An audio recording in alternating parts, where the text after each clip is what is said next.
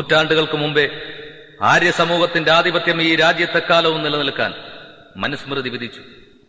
ഒരൈത്തജാതിക്കാരനെയും വിഷം തീണ്ടി നിങ്ങൾ മരിക്കാനിടയാകുന്ന ഒരു വിഷസർപ്പത്തെയും ഒരുമിച്ച് കാണുകയാണെങ്കിൽ ആദ്യം തല്ലിക്കൊല്ലേണ്ടത് വിഷസർപ്പത്തെയല്ല, മറിച്ച് ആ ഐത്തജാതിക്കാരനെയാണ്.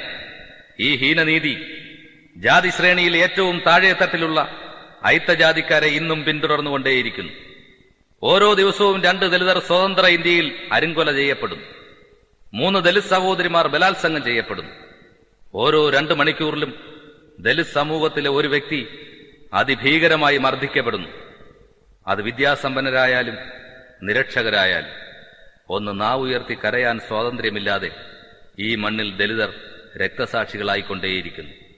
ഇത്തരം ജാതീയ അസമത്വങ്ങൾ നിർത്തലാക്കി സമത്വസുന്ദരമായ ഇന്ത്യയെ പടുത്തുയർത്താൻ വിശപ്പും ജാതി കോമരങ്ങളുടെ പീഡനങ്ങളും ഏറ്റുവാങ്ങി പടപൊരുതുന്ന ഓരോ കറുത്ത വിപ്ലവകാരിയുടെയും സ്മരണയെ മുൻനിർത്തി ഉയിരുണർവിന് ശേഷം പ്രകൃതി ഫോക്ലോർ ഗാലറി കേരള ജനതയ്ക്ക് സമർപ്പിക്കുന്നു.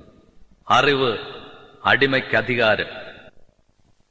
ബ്രിട്ടീഷ് അധികാരികളോടായി ബാബാ സാഹേബ് അംബേദ്കർ പറഞ്ഞു, കല്ലും മരവും 4 കാലി മൃഗവും ദൈവമാക്കി ആരാധിക്കുന്ന ഉന്നത ജാതിക്കാർ മജ്ജയും മാംസവുമുള്ള മനുഷ്യരെ ഹീനരായി മൃഗങ്ങളെക്കാൾ താഴ്ന്ന തരത്തിൽ കരുതുന്ന ഈ രാജ്യത്ത് ഐത്തജാതിക്കാരുടെ മോചനം നടപ്പിലാക്കാതെ അധികാരം വിട്ടൊഴിഞ്ഞ് നിങ്ങൾ മടങ്ങുകയാണെങ്കിൽ തകരുന്നത് മാതൃഭൂമിയിൽ നൂറ്റാണ്ടുകളായി അടിമത്വത്തിന്റെ നുകമ്പേറിയ ആദിഗോത്ര ജനതയാണ്.